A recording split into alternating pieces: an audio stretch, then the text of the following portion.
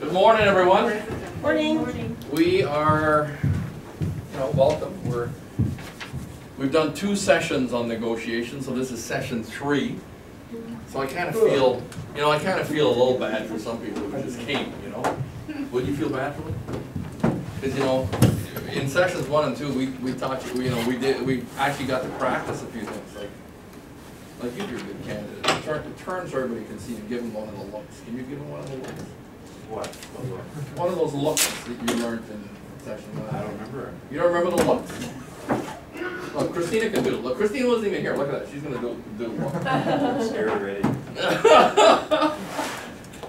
Sometimes in negotiation, so a lot of times in life, people don't even recognize that what they're doing is negotiating.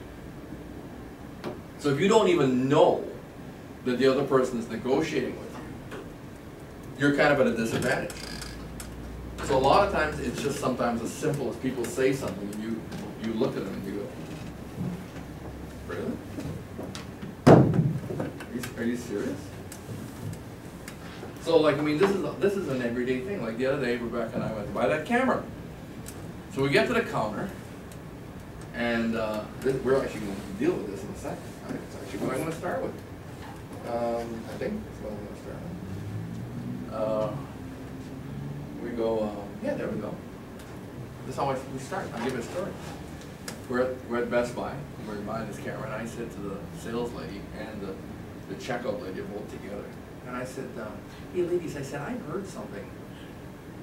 I said, I don't know if it's true or not. This is exactly what I did. I said, I heard that when you buy one of these cameras, that it comes with a case. I said, is that true? And right away the sales lady, she goes, well, we have cases for, that we don't have a specific case, but we have, and she goes through the whole spiel of what she has. And I said, well, could you bring one? So she brings one over. So I say to the sales lady, I said, well, does it come with the camera? She said, well, no. She said, it doesn't come with the camera. She said, but those, I can't answer those kinds of questions. I said, so what you're saying is, I may have heard some truth. Like sometimes there may be a case with the camera. She goes, well, she says, yeah, but she said, could be. She said, but you have to talk to a manager. So I said, who's a manager? She points to the gal behind the counter. She's not just a checkout lady, she's actually one of the managers there. So I said, did I hear right? And she's just let me check. She goes, yeah, she says that this case can come with a camera. But they were going to charge me, what, $25 for the case, right? So then she starts adding it up, and there's a clip, there's some kind of a connection between the camera and the tripod, and there's a little clip there, some kind of a connection thing, and she's going to punch that in and say, well, how much is that? How much is that? She goes, well, it's $12. And I said, well, I thought it came with the camera. No, she says, that doesn't come with the camera. I said, I'm not saying it does come with the camera. I said, but I heard. I said, I'm sure glad you gals are able to help me here with these. I was a rumor I heard, but I heard it, on the way into the store. I heard these things. So she says, let me check. She goes into the computer, she goes, okay, she says, it doesn't come with a camera. She says, but I can give it to you for half price. I said, well, every little bit helps. I said, us immigrants, I said, us immigrants, we are, we're trying to make it in Canada, you know what I'm saying? And anything you can do to help us as much, we really appreciate it. That's what that is. See, now she had no idea. She has no idea I was negotiating with her. And I gotta tell you that I see this day in, day out for years. People have no idea. So earlier on, I made some faces that I was hoping that you would, and Christina's seen a few faces, right, Christina? Yeah. She's seen a few faces because she's been around for a while.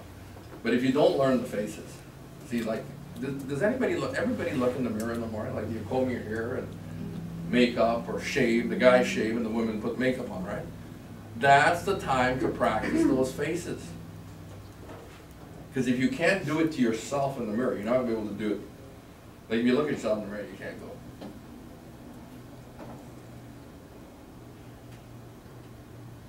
Because here's the secret thing about negotiation.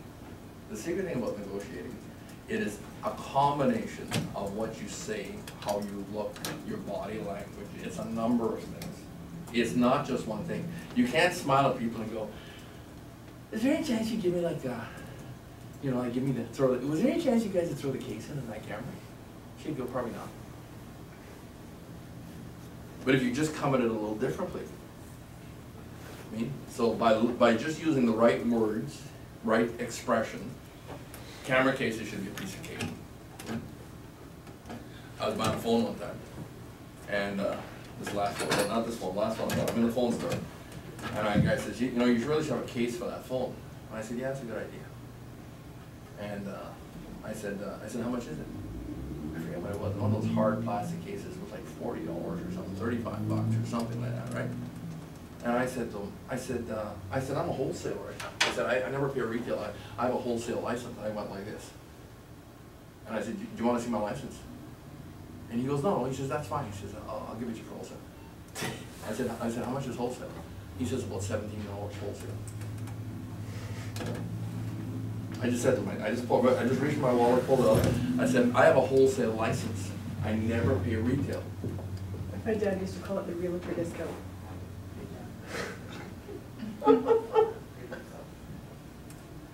What do you think? What do you think I was getting in my wallet? If he asked to see my license, what do you think I was getting? I knew he wasn't going to ask. I knew he wouldn't ask. But if he asked me for what I had, what license, where was he says, can I see the license? I would have just pulled it out and I said, there it is, right there. There's right there. I said, there's all the fine print. Do you want to read the? Do you want a copy of that? Or do you want my driver's license as well? And that would have been it. Game over. So imagine if you learn all these things, learn the facial expressions, and the first one we're starting with today. It's, how about this? You got to learn something, but you don't have to learn anything I tell you. You can just make it up. So that's what that is. Just make it up. So any solution, any idea, anything you want to get done, just make it up.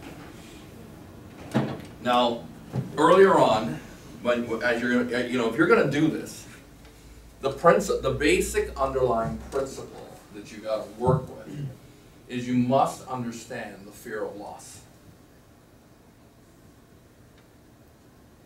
You must understand that nobody in the world. I had this conversation like this yesterday with somebody who's from China. And she's going to me, she goes, Ray, she says, you can't say that to Chinese people. She says, Chinese people, she's telling me, she goes, Ray, that doesn't work with Chinese people. I said, hang on a second. I said, help me.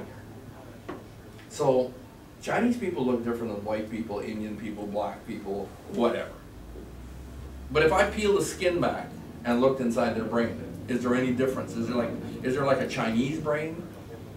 You know, like if you were to look at a brain under a microscope, you had it here. Can a scientist tell whether, oh, that's a Chinese brain? Look at it. It's yellow.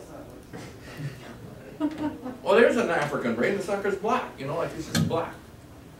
You know, on the outside we can tell a difference, but on the inside, can we tell a difference? So I asked her this question. I said, so are you telling me the Chinese people don't mind if they lose something they wanted? No, they would mind. I said, well, then what are you telling me? It was one of our realtors. I was helping to put a deal together, and I said that this is a typical thing for realtors. So here we go, freaky for you. Typical thing for realtors, especially if you're working with buyers. If you don't know how to negotiate, the buyers will run you into the ground, and you only have so much energy. So you'll show them a bunch of homes. Like she had actually showed them homes for 2 days over the holiday weekend. I think she showed them like 14 or 15 homes.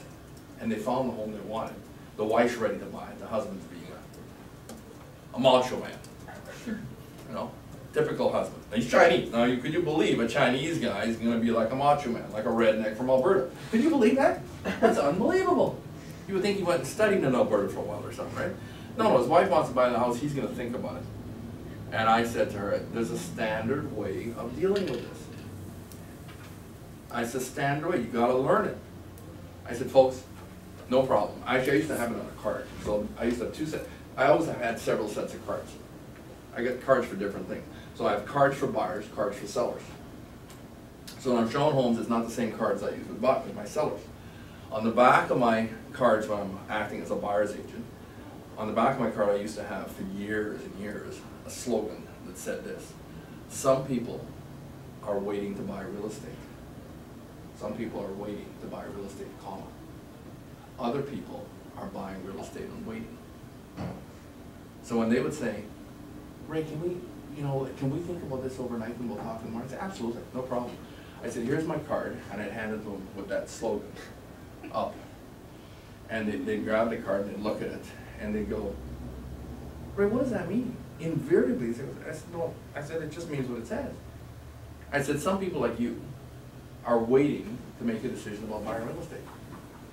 I said, other people have already made that decision, and they're just waiting as the real estate continues to go up. And I said, it's okay with me that you wait. Wait all night, wait till tomorrow morning. But I said, I need you to do me a favor. What's the favor? The favor is this. I said, I have absolutely no control over that listing that's your number one choice. I'm not the listing. I have no control. And so what I need you to do is say to me in the morning, and you can tell me now, Ray, if that listing sells, I give you the news in the morning. Hey, by the way, the listing we wrote the offer on, the wife signed it, and you wanted to wait overnight. Kurt came and sold it in the middle of the night. Matter of fact, you'd be surprised how many deals we do in the middle of the night. Once you get into the business, you'll find out we do deals from 9 o'clock till midnight. I don't know how many times I'm coming from somebody's house with the final signatures, and it's after midnight. And the people that put deals together go get the signatures. Let me help you here. The people who don't put deals together get lazy and go, I'll get the signatures in the morning. I'm not one of those guys. You tell me you're going to give me the signatures, I don't care what, the time doesn't matter anymore. I'm going to get the signatures. So I want you to tell me that if we sell that house sells tonight, and we go into your number, you're okay with number 2 choice. There is nobody okay with number 2 choice. And if you cannot do that, you're just gonna learn to do it. But here's the thing: not everybody's gonna learn. You might as well just. That's why 7% of the realtors do 97% of the business, and 97% of the realtors fight over a little piece of the pie. Because people won't learn, they don't know, they won't learn, and they have to get way outside their comfort zone to tell that to people. You got to be way outside your comfort zone. But you can do it if you think in terms of, I'm like a fly fisherman, or I just take balloons and I let them go in the sky. I don't have to be personally attached to any of these things I say. I don't have to be personally attached. If the fish aren't biting on one fly, you change the flies up real quick, and you put another fly out on the water, completely different fly, and maybe the fish will bite on that. So that's the idea of, so like basically you can say, well, what's the rule here? The rule is, one of the rules, people don't like to lose. So the other rule is, you got to use your imagination. The best negotiators have the best imaginations. So if you have not exercised your imagination, would you like a practice? Like, how do I build imagination? Would you like to practice this? Or would you like to learn how to do this? Yes, we would. Sure. You cannot do this in 5 minutes. It takes work to do this. But you should have a book where you keep your work in. Don't work on pieces of paper. Get a book or a file. Digital world, get a file. You can't work this in your hand. You can't work on a little piece of paper and then, where's my little piece of paper? You need a book for this. So in the book, you pick a number, a big number of money, and write it at the top of the page. So as big a number as you can think, realistically. For some people the number is only going to be 100,000. For some people it could be $1 million or $500,000. Then what you do is, whatever that number is, work your way through line by line by line and spend the money. So for instance, if I gave you $1 million, what's the first thing you do? Like I say, go spend. What would you buy? What would you leave here and go buy? I said, you gotta make your first purchase, you gotta make your first purchase by 10 o'clock. Go to get a car. Where would you go get a car? How long do I have? You got Drive less. as far down the freeway as I could. Just gotta be a Porsche dealership or something close by. So you're gonna get a Porsche? Yeah. What if you give $1 million? I gotta just bring it out. I hear you, I'm just asking you. You see, this is helpful. You see, he's not, I don't want you to buy a car. Car is generic. I like Porsche better. You can't buy a car, buy a Porsche. You see what I'm saying? Because how much is that Porsche? 125. Perfect. See, so the first thing on his list is a Porsche. Like if you say Porsche, you don't have to say car anymore. Right? You leave the words out you don't need to use. Go Porsche, 125,000. What's the second thing you're going to buy? Probably something for the wife. Something. Your first. Something. You see how difficult this Somebody is? be honest. Okay, so let me help you. Let me help you here. In the book, when you're writing this down, you are not using words like car, Yeah. something, vacation. No, you do not use words like that. We are going on a vacation. What is that? It has to be specific. Now here's what will happen if you do this several times. And I'm serious, this is an exercise, if you do it, it'll help you a lot. Matter of fact, here's what it'll help you be. It'll help you become a millionaire. This is Millionaire Training. And it'll help you become a better communicator, a better negotiator, and it'll stretch your imagination. And that's what people need to do. If you went through the school system, one of the purposes of the school system is to shrink your imagination. That's what you go to school for. You go to school so you lose the gifts that God gave you, like imagination. You get out of school, well, if you could preserve it through school. See, when I was in school, I sat in the back corner near the window. When the teacher was talking, I was looking out the window trying to imagine things. See, and so I was lucky. I made it through school. I just studied the night before passing the exam and whatever, but I made it through school, didn't lose my imagination. Then I could just keep imagining and imagining and imagining. So when somebody if I had $1 million, now here's one of the things you're going to find out. Imagine spending $1 million on paper, which you could do. I know you could do it. I know you can do it. But then after you're done, I want you to look at it. And I want you to ask yourself, okay, all the things I bought on a piece of paper, I want you to ask yourself questions. How much of that will produce a monthly income for me? See, now the people who win lotteries, they haven't practiced this, haven't got a clue. And that's why when they spend the money, they spend it all on things that will not produce income for themselves. And so they're poor or in debt within 3 years. Because nothing that they bought was an asset. Just about everything they bought was a liability. And if you spent all the money, right? Let's just say you spent it all. You gave me an hour. I can't buy a house in an hour. You buy stocks in I could hook you up with room short. I can give you a half a dozen names. On the way home, I'm thinking about what I can buy. Actually, most of the time people buy houses, it's liabilities. There's a little thought for you. Houses are mostly liabilities. Houses are not mostly assets, they're mostly liabilities for most people. If it doesn't produce income, it's a liability.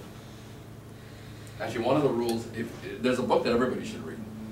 It's called The Richest Man in Babylon. If you read The Richest Man in Babylon, it'll help you become rich. Because in The Richest Man in Babylon, he'll tell you that if your house needs to be a place that earns income, make of your dwelling place a place that earns income. Most people, their dwelling place doesn't earn income, so it's a liability, not an asset. Okay.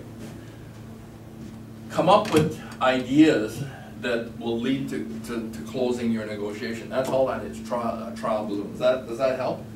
I mean, I didn't think about the case when I got to the checkout of the camera, but I do know that I know how to negotiate. So, I mean, why would I spend $25 for the camera case when they're going to give it to me? Just by asking, right? Just by asking. So, are we ready? So, you know, so one of these things that you got to ask is what if questions. What if questions? Well, what if this house that we wrote the offer on isn't here in the morning? Are you guys okay with that? So all kinds of what if questions. So matter of fact, I'm going to tell you this, that one of the best ways to learn, for me, I don't think everybody's different, but I always like to use 3x5 cards. And so when I say what if questions, get a 3x5 card and write every what if question you could think of.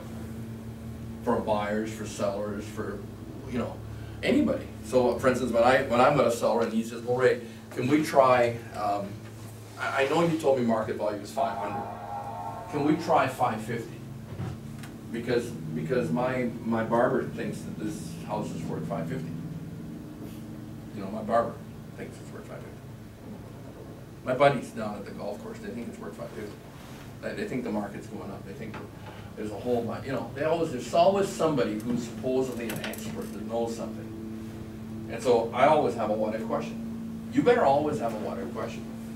So I usually say, well, what if somebody comes in from Calgary tonight, over the weekend? Because we have people coming in. I can guarantee you we have people coming in from, we always have people coming in from across the country because we're Remax. And we have offices all over the country. There's no other company in Canada that has the offices we have or the market share. And so that's a neat thing for us because there's always somebody sending somebody to see us. And when those guys come from Calgary for a weekend to buy a house here, they're not screwing around. They're not looking at for sale by owners. They're not looking at overpriced homes. They are just going to look. They've only got a certain amount of time, and they go, what do you want to look at that up? Ray, is that thing worth 550 or is that guy dreaming? He's dreaming. They're not stupid. Buyers are not stupid. The one thing you need to explain to sellers is that buyers are not stupid. They make the marketplace, not sellers. So I said, what if somebody comes from Calgary this weekend and you could have got 500 for this house, but your price is 550? Are you okay with that? That's just a what if question. What if this? What if that?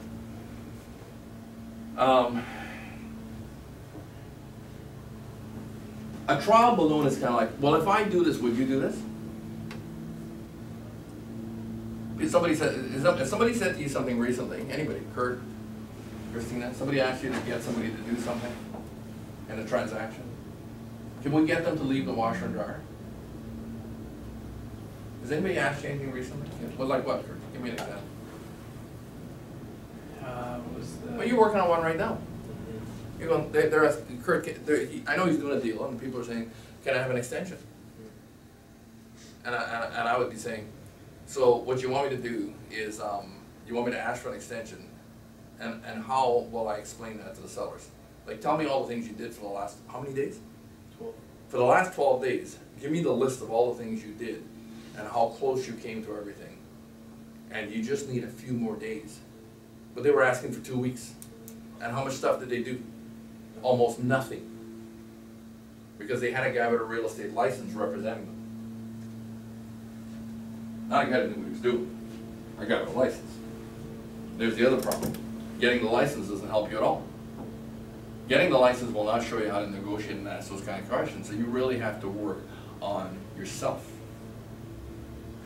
But I always say to people, well, if I get that for you, if I could do that, like if I could make that happen, would you do, and I've already thought of something that they should do. Like I'm working on a deal today. I've been working on it for weeks, and finally I'm making a little bit of progress, and I said to the buyers, I said, you know, if I can get this guy to accept the price and the long time you have for doing your due diligence, I said, will you shorten the closing date? They want to have the closing date till June of 2014. So right off the bat, I said, you know what, I got him to accept the subject removal date, September 30th. So nothing's going to happen September 30th. And I said, but now, I said, the only way he's going to do that is if we bring the closing date back to April. So we tie the whole thing up for a year. And I said, the other thing we have to do is give him half the deposit in September. Give it to him. It's gone, $50,000. I'm going to collect $100,000 in deposits. I can give 50 to the seller, keep 50 in the trust account. If I get him to go till the end of September, will you do that? So we're going to see. I think they will. But it's always, if I, will you? If I, will you? Practice that. What if this?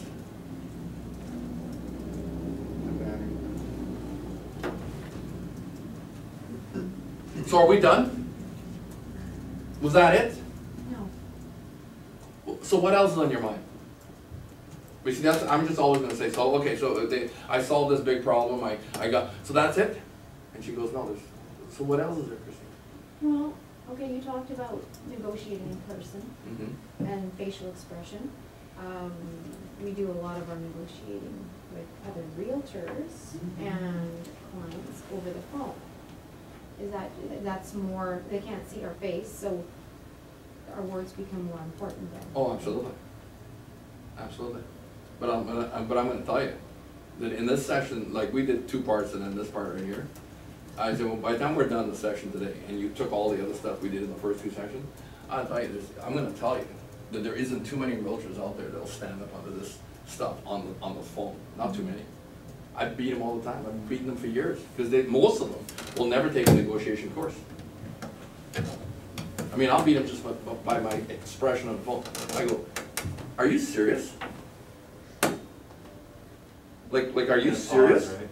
Are you serious? I'm making this up as I go. Like, are you serious? You're kidding me. Well, here's the best they can do. The best some of these guys do. Well, Ray, can we split the difference? I go, seriously. So what you're saying to me is market value is not an issue here. We're just going to split the difference. What does splitting the difference have? What does that have to do with the price of tea in China? That's how I would come back if I'm negotiating for the seller, as an example. Most of my life I've negotiated for sellers. The other part of my life I'm negotiating for buyers. But when you know how to negotiate, and the other guy doesn't even know, he has no idea. You don't tell him, hey, by the way, I just make this stuff up, eh? No, he thinks you're deadly serious. He thinks like you're ready to go to war over this stuff. Did you hear, you see, if you really want to really get this and become a student of it, you need to read Winston Churchill. Now, Winston Churchill said this very plainly. He says, we will take those Nazis down. We'll beat them. We'll beat them in the trenches. We'll beat them in the field. We'll beat them in the air. Everywhere they go, we'll beat them. And he says, furthermore, he says, we'll take the English language and we'll send it across the airwaves and we'll strangle them. We'll kill them. They won't have a chance against us. And boy, he would walk on in front of the troops before D-Day, and Winston was right down there with the guys before they crossed the channel. He walked up and down in front of them, ranting like this, and just inspired them. I mean, you'd have to be pretty inspired. The Germans had the best machine guns in the world. If you've ever seen machine guns that don't jam, it's the German ones. Canadian machine guns and British machine guns, American, they jam, not the Germans. German machine guns just go forever. They don't have to stop and pee on them or anything. They don't get too hot. They're perfect machines. The first times the Allies ran up against German machine guns, they couldn't believe it. The Germans just mowed them down. So here these guys are so inspired by Winston's words. They run out onto the beaches, and the Germans are in their concrete bunkers with their machine guns, with endless ammunition, to shoot them. And those guys are running up there, and they took them out. What did that? It was the words, you know. It was Winston was he was negotiating with them, but he inspired them. So you could learn the right words, which is negotiation, to the point where you inspire people to do what you want them to do. Sign the contract, accept the deal. Don't lose what's in front of you. So Winston was, if you become a student of negotiations, you will read about Winston Churchill. Questions? Stop me anytime. Okay, this one, like, come on, I need you to help me with this one. I know how to do this, but do you guys know how to do this? Christina, that's close. But you followed it up with a smile. See, you gotta be able to do like it. A fake heart attack. See, she's smiling. It's like entertainment. See, like, but you got in real life. You have to go. Like, if you want to win a negotiation with Koreans, this is great. I actually, not just telling you this, I've done this so many times. I did one, the best one I ever did. I'm negotiating with a guy, he wants to take 100,000 of my commission in this negotiation, heavy duty negotiation. He's threatened to cancel the deal. And when he asked me the question, so Ray, will you give me 100,000 of your commission? My commission was 180,000 in this big transaction. He goes, will you give me 100,000? I went like this. And I keeled over. I was in my suit and I was sitting on the chair. I keeled over and I laid out on the floor. And I'm going like this.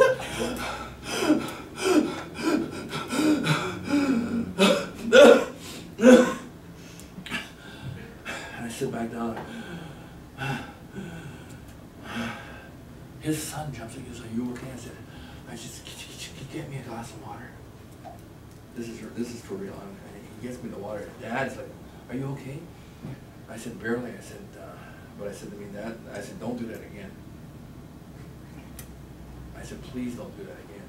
I said, my wife would kill me, my kids would kill me, I've got kids to feed, and you're asking for my commission? That was the beginning. I negotiated with this guy for 5 days, hour and a half a day for 5 days. So what would happen after the first hour and a half, that happened the first day, after the first hour and a half, I had him so exhausted. He was just exhausted. He said, Ray, can you come back tomorrow? I said, absolutely. Absolutely, I'm back tomorrow. Another hour. Second day I walked in, he says, well, Ray, will you give me 50,000? So my little act made me 50 grand. I could have stopped it right there and said, okay, I'll give you 50 grand. You know, it was a deal. It was a big deal. I was making 180. And he wanted me to give him 100. Just by a little demonstration, I got him down to 50 grand. And I looked at him and I said, you don't understand, do you? So then I went to another tactic. I just beat him on one point after another. He was Korean, so I asked him, I said, have you been to North Korea? He goes, yeah. I said, well, anybody that's been to North Korea knows the people that run North Korea are morons, idiots. They're butchers. And what they've done to their own people, you know, they make all these threats. I don't think they won't do it. They've done it to their own people. Like in North Korea, they've gone around and killed all the good moms and dads and left the kids. If you want to see orphans, you go to North Korea. There's orphans, there's street kids that live on the street. They have no parents. North Korea killed the parents. So I asked this guy, I said, so you've been to North Korea and seen the orphans? He goes, yeah. I said, how many of those orphans do you support? You're a wealthy guy. This guy's a multi-millionaire. He's asking me for my commission. I said, how many orphans do you support? He goes, I don't support any orphans. I said, well, that's good. I said, because I came today with a word from the orphans. There's no smile on my face. I'm giving him a look. This is the Afghan. In my genes, I have Afghani blood. See, so I give him the Afghan look. I just stare him down. I said, you're telling me you don't support the orphans? I said, good. I said, I came here today with a message from the orphans. He's looking at me. I said, the message was, I said, Ray, money that you're going to send to us to help us out, do not give it to those rich South Koreans. And I'm just looking at him. I said, so that's the message I have from the orphans. I said, do you have any other questions? He says, Ray, he says, can you come back tomorrow? I said, absolutely. I said, I'll be back tomorrow. I'm thinking to myself, I'll be back tomorrow. I'll be meaner.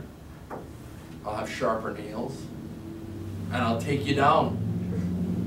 So I walk in the door the next day. He goes, Ray, will you give me 20 grand? He went from 100 down to 20. I said, no.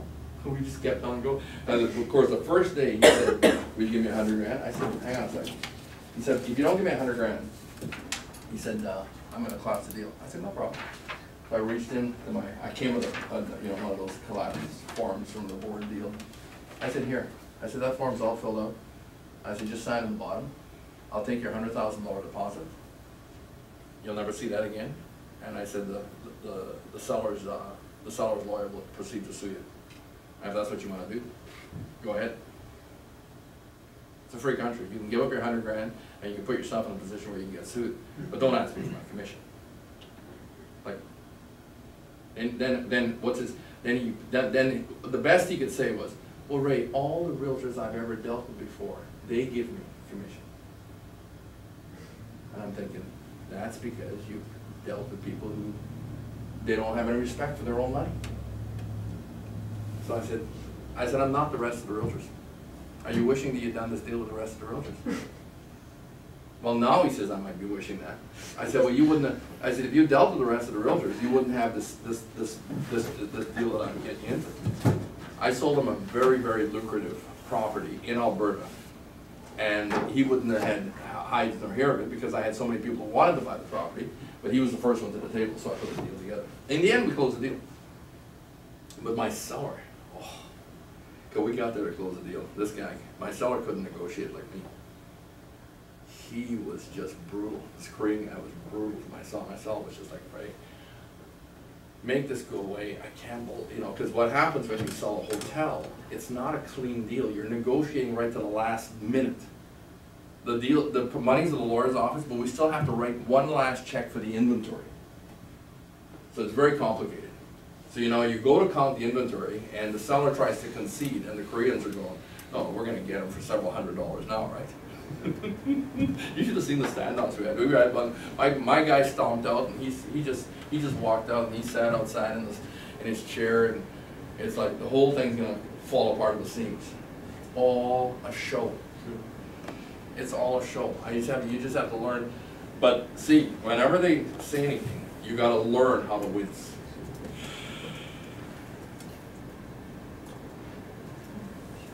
Matter of fact, in the Middle Eastern countries and in Eastern countries, that's all you have to do sometimes.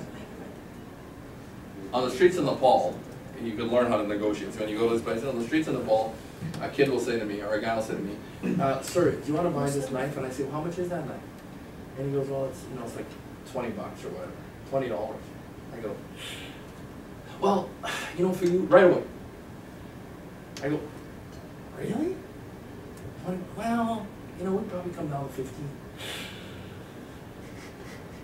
All these $100. Are you kidding me?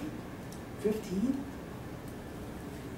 And see, now when you have the whole picture, see, like we almost have the whole picture today, but now you basically what you're doing is you're letting them know you're going to put up a fight, and now all you have to do is reach into your toolbox and come up with the right next piece. So there, you know, the wince is to let people know they're not going to get it. But now, what's the next piece? So there's so many next pieces. So several of the things we talked about already could be the next piece. I'll give you, as we do it, you know, you got to look shocked. You've got to have this. You've got to. I can't give this to you. I can tell you. You have to have the most disbelieving look and keep your mouth shut. This is mirror practice time. So you have to come up with your best look. I mean, I can give you my best look, but are you kidding me? And I can hold that all day. Don't think I can't. I can hold it all day. I don't have to smile at all. See, what's going to happen, young Andreas, is you're going to try to do that, and then you're going to crack a smile. And the moment you crack the smile, you're finished. Because the guy never thought you were serious in the first place. So you can't get those expressions going unless you practice them. They will not teach you this in the course. This is how you make money. Shock, disbelief. See, this is great in Canada, United States, England, Western countries. This is great. People already wake up in the morning, go about their business thinking that there's certain things that are normal. And when you suggest that what they're suggesting is not normal, who wants to be odd? Who wants to be a misfit? Who wants to be off track? And I go, are you kidding? Are you kidding? Like, here's one of those. I get this quite often. I was working with some buyers the other day. They asked me, I mean, what question did they ask? I haven't heard from. They're all get the same 5 questions. So Ray, do you think that the builders will negotiate on on these prices for the new condos? And I said usually not. Oh. Do you have another question? Do the builders usually negotiate much on it? So why screw around? Just go no. And I go like, why did you like? Did you hear that they would? No, we didn't hear that. We just wondered. No, they never do that. And if you want an explanation, and if they're really dumb, then I can follow that up with all kinds of stuff. I said, do you realize what it costs to bring a product to marketplace? I said, they buy the land, they buy all the building materials, these guys work for the, you know, they got a profit margin in there. But I said, they can't continue to build homes for the next group of people next year if they don't make any profit this year. So I said, yes, they're gonna make some profit, we can't take it away from them, you understand that? And you understand what I'm saying? Like, yes, you're gonna buy it for fair market value, but you don't have to pay this price. You know, like we could get you something that's not as good a shape and beat up and 10 years old or 20 years old, you could buy something for less. Is that what you want to do? Oh no, I want to buy new at the old price. Everybody does. But that doesn't happen. So just, you know, you kind of have to explain to people what's normal, what's not normal. Okay. Question? Let me see your best. Okay. What I've been thinking about since the last meeting is it is different. Like, you're a seasoned guy, right? So when you talk to, I'm not getting, can you let me finish? Sure. Yeah. You're doing this negotiation thing, I don't like it. It's different when, like, the newer realtors are kind of asking people for business, right? Like, can you, hey, let's list your home, or let's do this, or hey, how about I show you homes? Okay, sure. I think it's a bit different negotiating when they know that you're like the big daddy versus the young guy. Like, I know you can, do you know what I'm saying? Like, it is a bit of a different mentality, right? Like, you can't negotiate as, you know, anyways. Chris, let me put it this way. Maybe it's just my experience, right? Well, let's layer this. So let's first of all say, it's going to be very difficult to if you're, right off the bat, if you're thinking about yourself as I'm new. No, I don't mean, I mean from their, like, their perspective. I know, but if not, I say you personally, but just anybody, like if anybody's thinking, like when I started, if I'm going out there thinking, they're gonna think I'm new, and so all of a sudden I'm affected by how I think. You know, in other words, if what they're thinking affects me, then it affects me. So part of the learning curve, they're gonna think that. There's no question about that.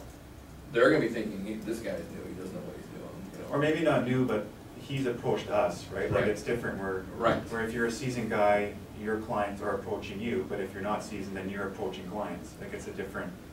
But the thing is, right? but keep this in mind, that we are always in a sales environment. In a sales environment, we are always approaching people. So sometimes the number of new people a seasoned guy approaches might be less than a guy who has no client base and his job is to build the client base, right? That's the first thing. But we're all gonna face it, for sure. We're all gonna face it.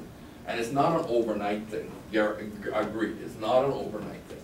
But part of the process is realizing that how I feel about myself, or if I'm thinking that what people are saying and thinking is affecting me, it will affect you. So part of the whole business, right? Part of the whole business is personal development. Part of the whole business is getting to the point in your own thinking where you feel stronger than you are. You know, like I've read some stuff this morning that's making me feel better, or I've listened to some stuff on the way. See, I gotta tell you that I had exactly all of those thoughts driving to my first appointments.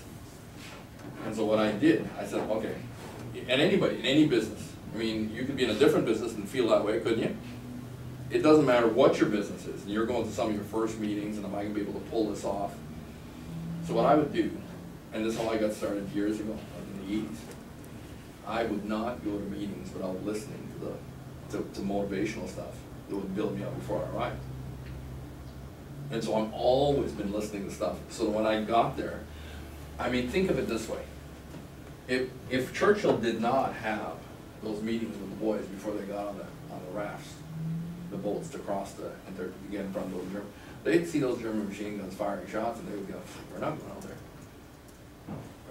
We don't have a big enough reason, you know, to run up against those bullets. 50mm German shells. We don't have a big enough reason. So motivational tapes and teaching tapes and books that you read make your psyche. You see, one of the big things you're working on is fixing your self-image. See, most people don't realize in life that one of your goals in life is to fix your self-image. It's not right. There might be parts of it that are right, you know, through depending on your upbringing, right? There may be parts of your self-image that are okay, and there's other parts, there's a whole bunch of stuff that needs to be fixed. But in a business like real estate, you cannot out-earn your self-image. I'll smoke on that one for a while. In any business, you can't earn more in your self-image. So if your self-image is down here, you can't earn up here. Now there are exceptions. There's nothing works, nothing I say that works nothing anybody says works all the time. There's always exceptions to everything. Fair statement? So I say you can't earn above your self-image, and we say, well, I know a guy that did it. Let me tell you what's going to happen. The income will come down to the self-image. See, in our sessions that we've had for years, and me showing realtors how to make, we have some of the most productive, high-producing agents in the Lower Mainland, in the province, if not in Canada, in our office. We have some of the top people in our office. Just when you see the stats, you go, oh my goodness, I didn't realize this. Now,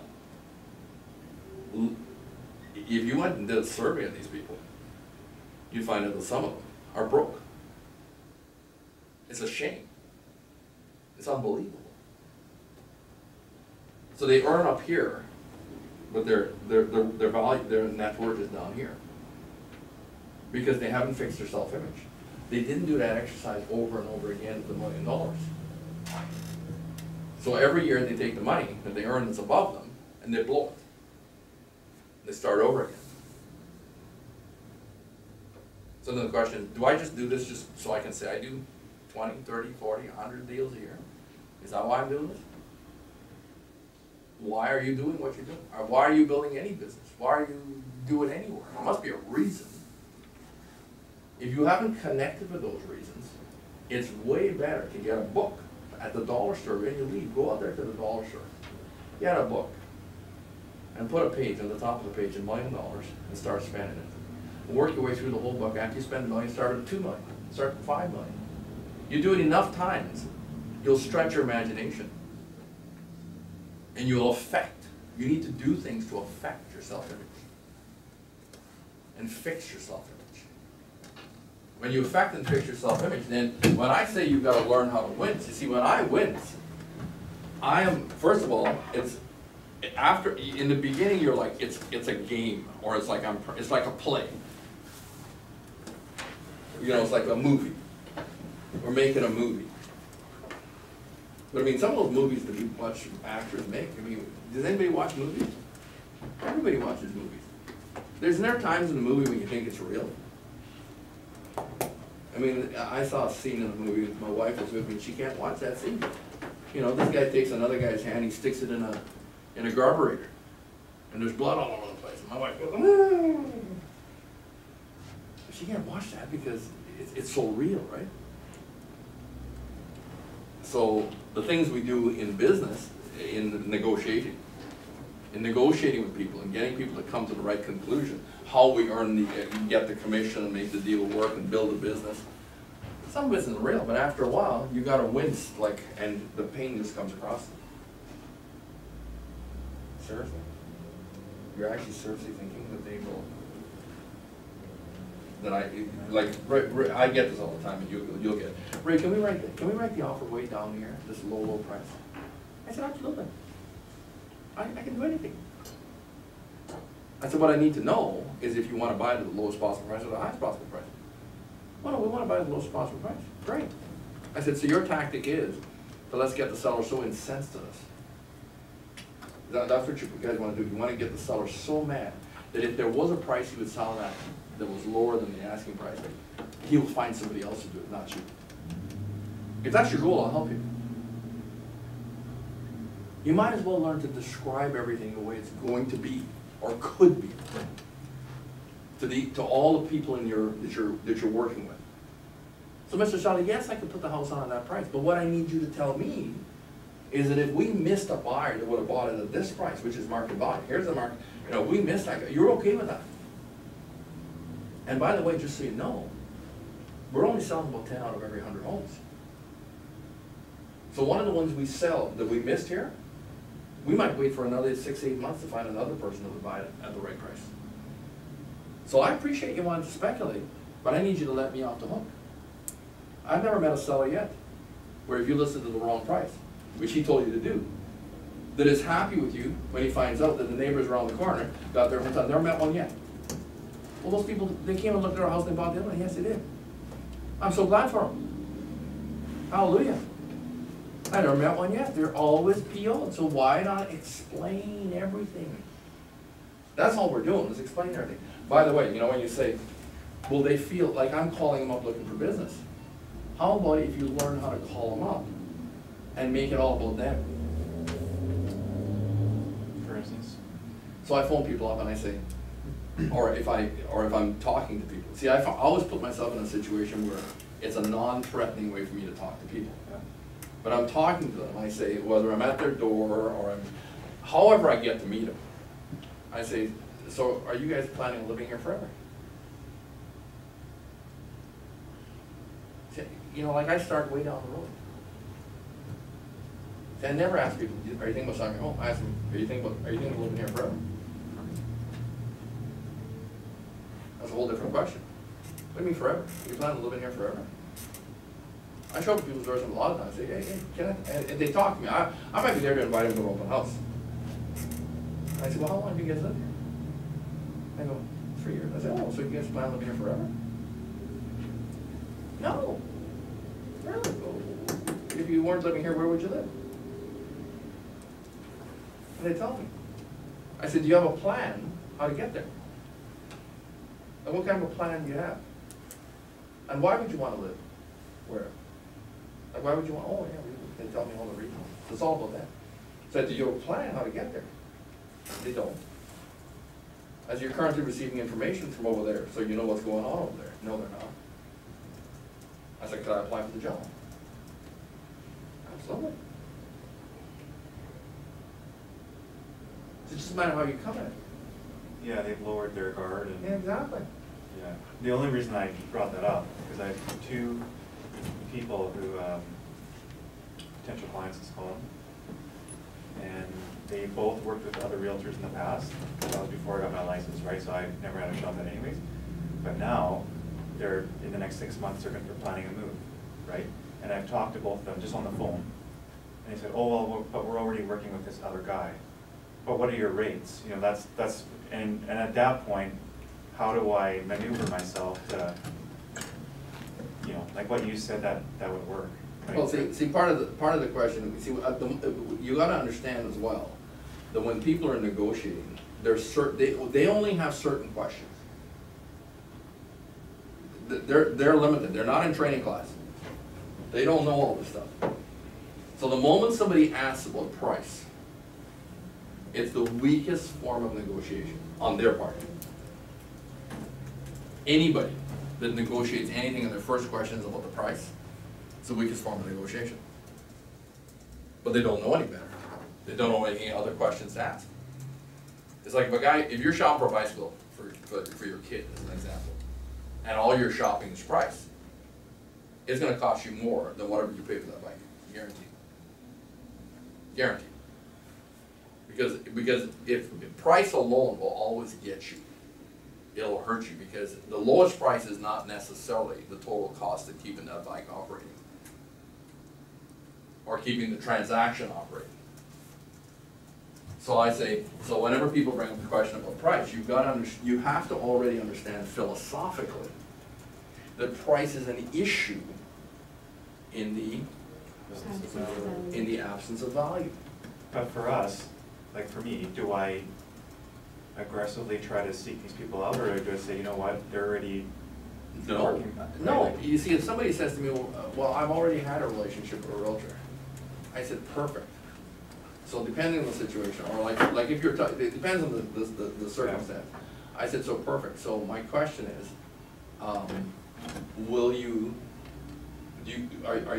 keeping your options open?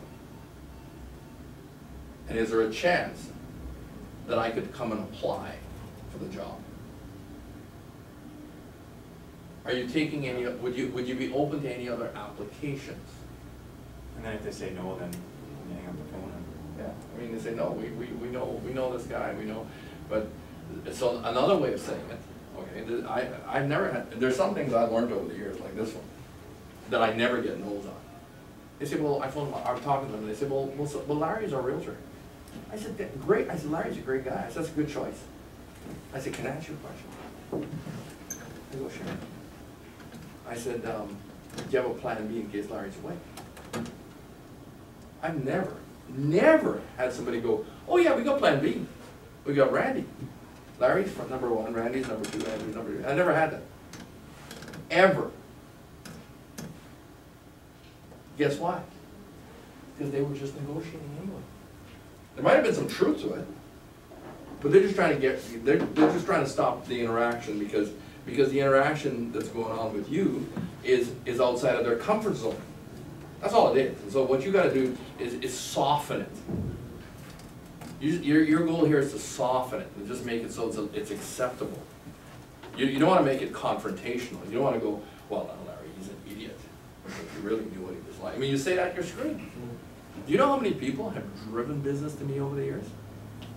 I mean, other realtors, they've driven business to me. You know how they did it? The moment my name came up, they said something bad about me. As if the person's going to go, really? He's that bad, eh? Oh yeah, it's just, like, it's unbelievable.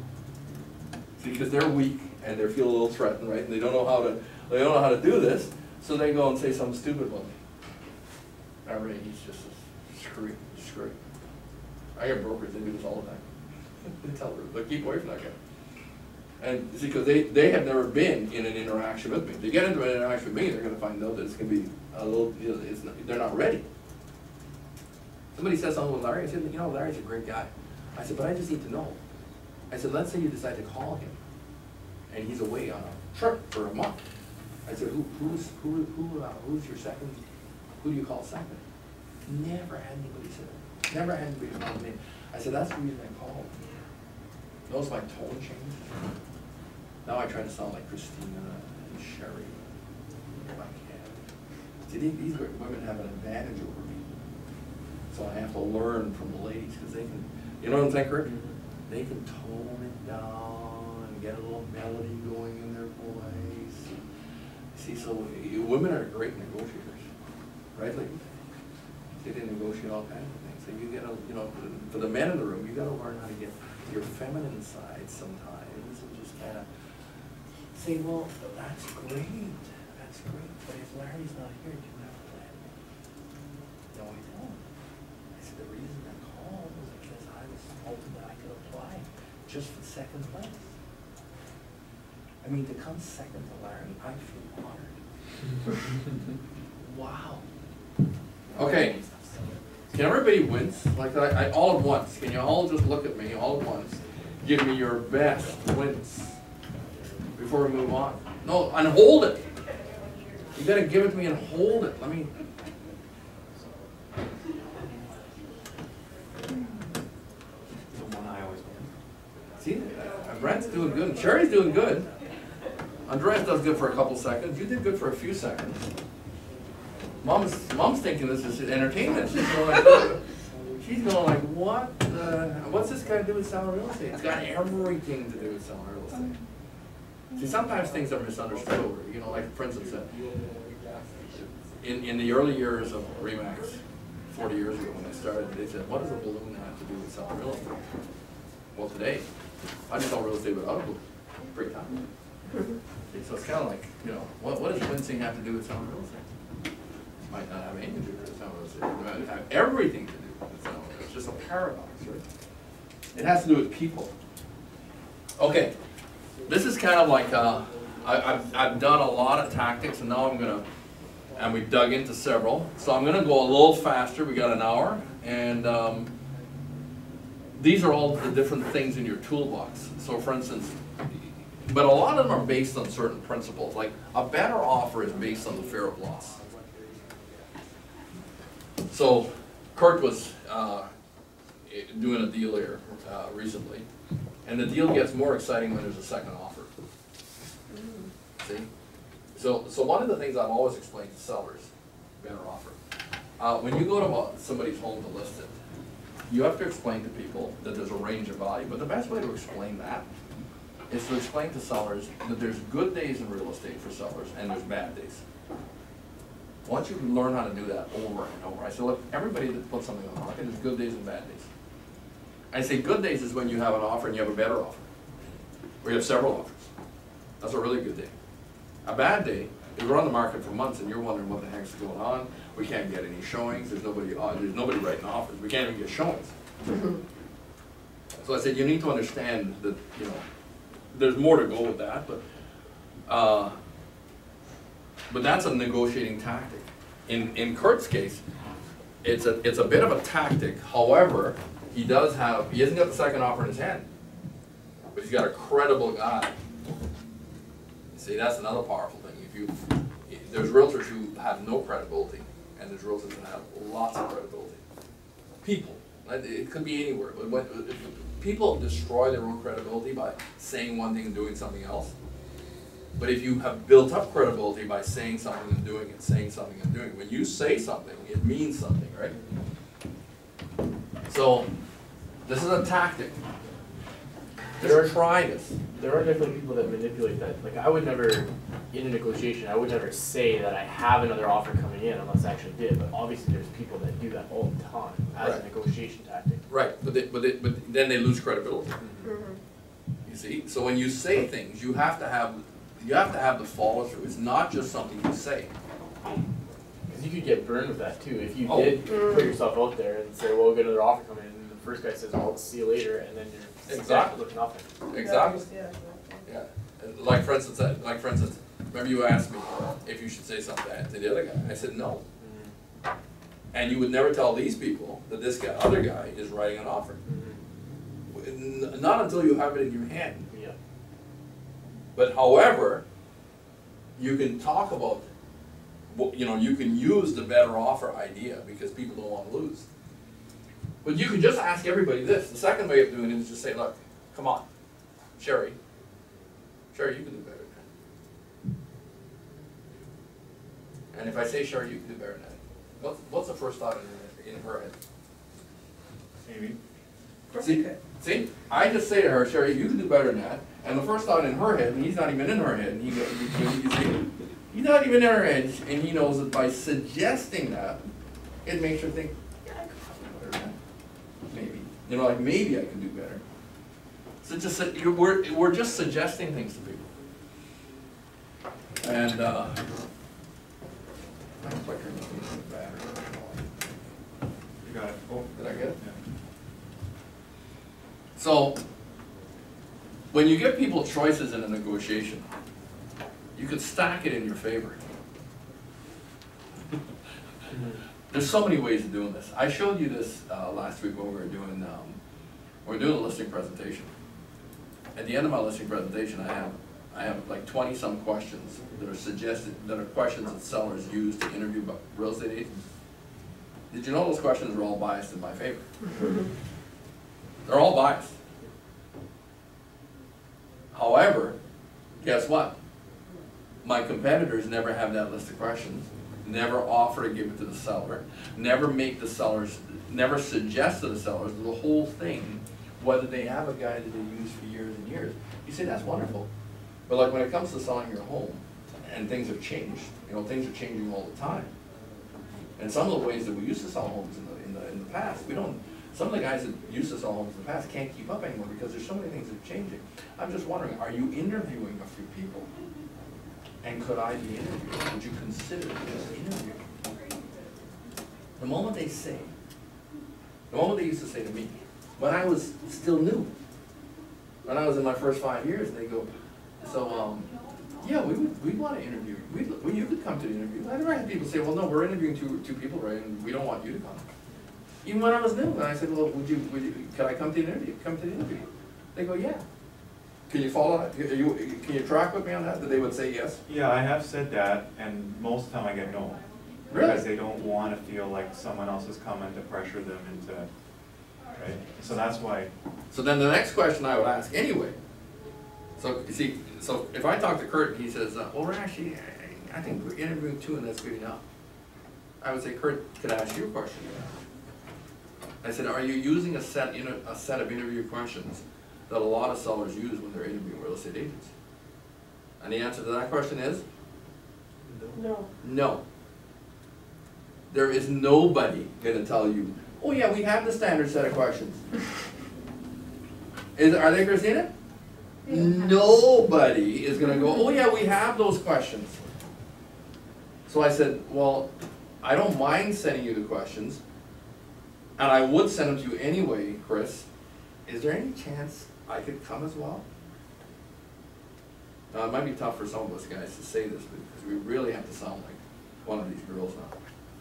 We have to lower that tone way down. We go, well, yeah, I'll send you the questions. Is there any chance? Is there any chance I could come to Very interview close. as Do well? we really Sherry, are sound you up like there that? talking? Really? Pardon me? What did you say? You don't sound like that. Christine, I'm trying here. You know, just because you have more talent than I have, doesn't mean I can't try. How am I doing, Sherry? Pretty good. You know, like, I mean, there's a range. Okay. You know, we talk about things to practice. I'm here to tell you seriously, for some of the guys, especially. But the girls as well. You have to practice your voice. So like to be successful in business, your voice, you have to be able to raise it up and get really loud, and you have to be able to tone it down and get very quiet, because how else will you get your point across? So one of the things we used to do years ago for practice, remember the list I gave you was a practice thing to help you practice. I gave you several things to practice. I tell you, write 10 things down every day. That'll help you practice, training your brain. You want another one? We used to have this little phrase. I never said he stole the money. I never said he stole the money. 7 words. And you have to practice them so they have 7 different meanings. I never said he stole the money. I never said he stole the money. I never said he stole the money. I never said he stole the money. I missed a few, but I mean, it just, you know, I didn't do them all, but you gotta practice that. You see, I know some speakers that before they get on the platform to speak, they go to the bathroom, they stand in front of the mirror, glass of water, and they go, do, re, mi, fa, sol, la, ti, do. Because, you know, because they're going to be speaking for an hour, they gotta make sure their whole voice, it's a physical thing, is, you know, it's practiced and exercised, so they don't just walk out cold. How much more having the words right, like if you're going to be talking to people. So you got to get all this stuff right. We do that for scripts too, in acting class. We do that for scripts in real estate. This is what we are actually, in our negotiating class, we're actually doing several things here. We're actually doing some script practicing of scripts and some scenarios. Okay, now, here's a good one. Whenever you can show you're the big fish, that's going to help you sometimes. So like maybe when they've got this best family friend who's the realtor and they're not thinking about interviewing anybody else, and if you're able to find out who the best family friend is and he works for Mr. No Name company, and if you work for the biggest company in the world, why not say, so you folks want to list your home and you don't want to have an international presence? You don't want your home, did you realize your listing in Abbotsford could be affected by stuff that goes on all across Canada and the world? Would you want to leverage that kind of stuff for the same, if the price was the same, would you want to have the greatest amount of exposure? All things being equal. Who's gonna say, oh, no, I wanna have the price the same and get the least amount of benefits? Who says that? See, so when you can leverage this, you've gotta find nice ways to leverage that, right? You gotta know when people are bluffing you. You gotta know when people, here's one that agents buy all the time. Christina, we're not in a hurry to sell a house. And just so you know, we don't have to sell. Have you heard that one already? I hear that almost from everyone. We don't have to sell. So when they say that to me, I say, okay, so let me see if I've heard you clearly. Let me see what I've heard you clearly. What you're saying is you want to put the house on the market just so you can keep it ready, you can keep it looking tickety-boo, and then that's when I bring the list up and say, here's the list of all the things you gotta do. I want this one on your fridge. I want this one on your doorstep. I want this one on your mirror, your makeup mirror. I want these lists of all the things you gotta do to keep the lawn cut and pedicured. And I said, you wanna take the dog to the pound, you know, put him away for 3-4 months at a time. Well, so we can keep this house in a pristine condition and make it look its best, but we don't have to sell. You just want to go through the exercise. Is that what you guys, what are you saying to me? I'm not from this country and I just need to, you know, I just need to clear that up a little because we don't have to sell.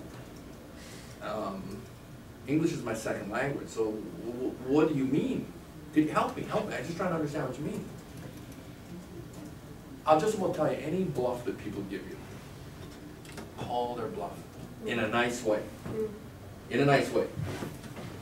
I don't mean call them a liar, just say, really? So we're gonna go through this and this and this and all this, but we don't have to sell.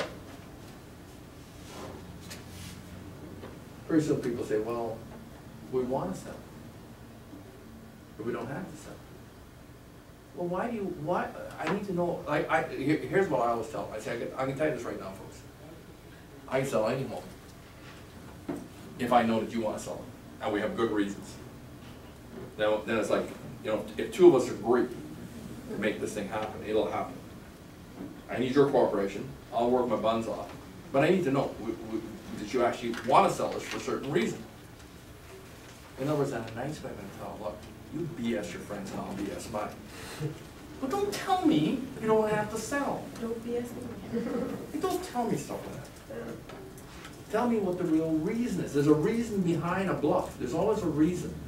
So now we got to be skillful and find out what the reason is. And I'll tell you what the reasons are. 9 times out of 10, it's always finance. It's always money. It's always money. And because people have mismanaged their money. See, if you live in Canada, do you know what percentage of the population mismanages their money? What's your guess? Like, what percentage of the population mismanages money? 85%. You're so generous. 90. You're so nice. It's like over 92%. Ask any accountant, right? At 92% of the population mismanages their money. At least. At least. So then when you come to dealing with their biggest financial asset, their home, and all this equity that they might have, and they come up with all these things, you realize that they're under pressure. And they're going to throw all these things out. And they're going to say things that may not be true. Okay, let's move on. In the next half hour, we're going to just crack through some things, like the Brooklyn optician. These are things that people are given names to. That's where people break. They break things down into they price every little piece up. You know, if you went to Brooklyn and you went to get a set of, and work with the optician, he says, well, yeah, I mean, the reason this, you know, these lenses are this much and this frame is this much, and, you know, well, this is bad. This is bad, but it's true. So why do you think a call girl wants to get paid up front, or should want to get paid up front? She doesn't defer. Well, I'm going to say it as nice a way as possible. The value of the service diminishes after the service has been received.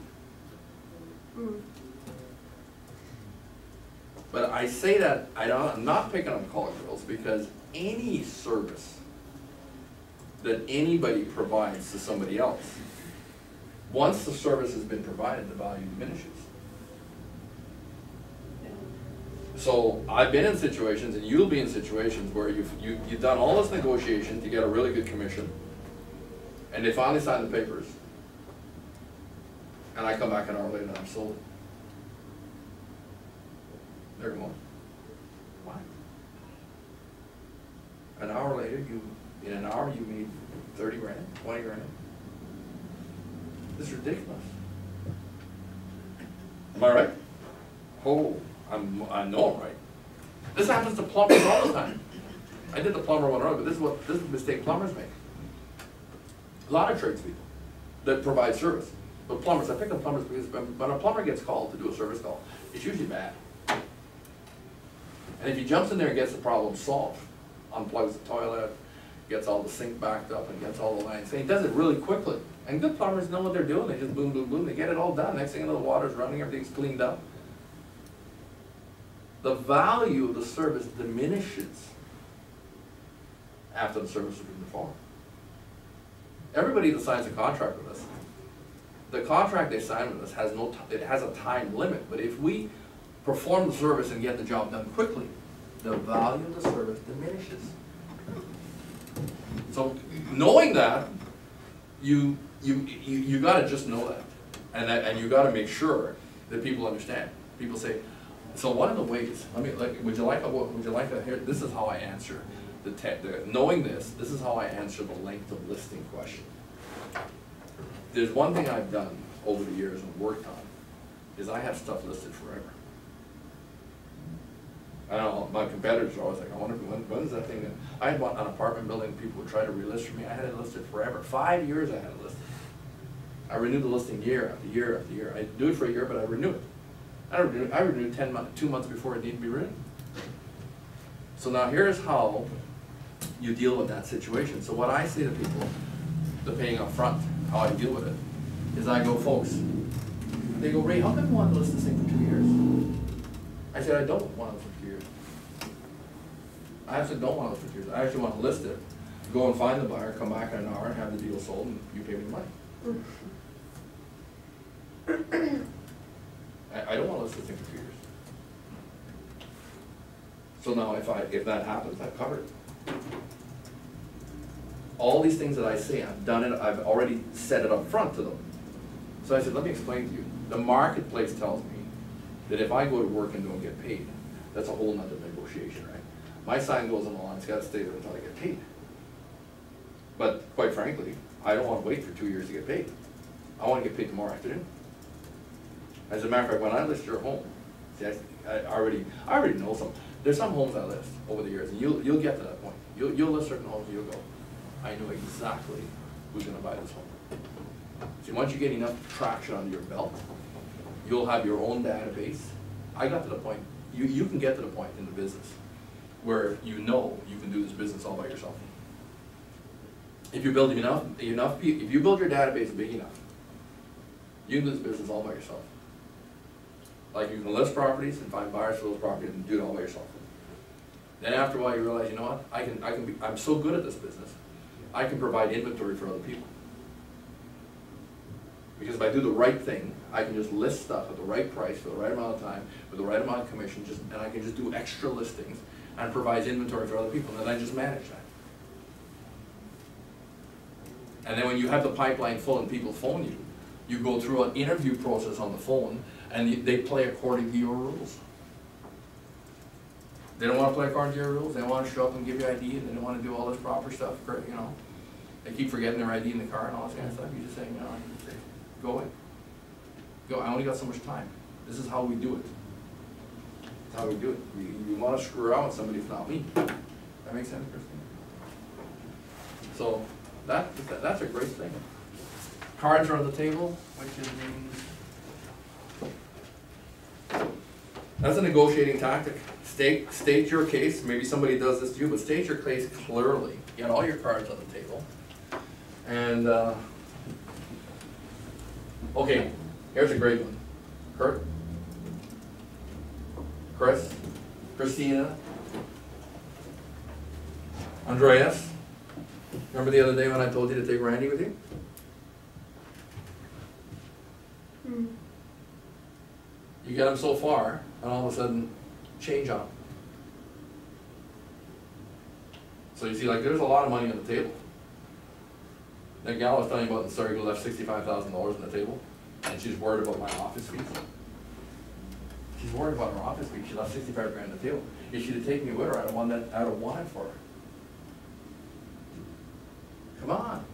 Anytime you get yourself in a bind, call me.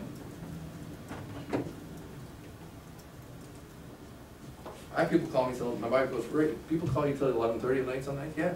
If they're in the midst of a deal and they call me, and I'll help them with the deal. I get fired up. I get excited. Wow. Especially if you're working with us. I mean, if you're some no-name company, we don't call them. You know what I'm saying? You paint an overly, do you know how to do this? Like, first of all, I said to you earlier today, you have to get the look. And then you have to be able to describe the look. So it's one thing to get that look of gloom. Andres, you get it, good. It's one thing to have that look where, are you serious? Do you want to, do you really, you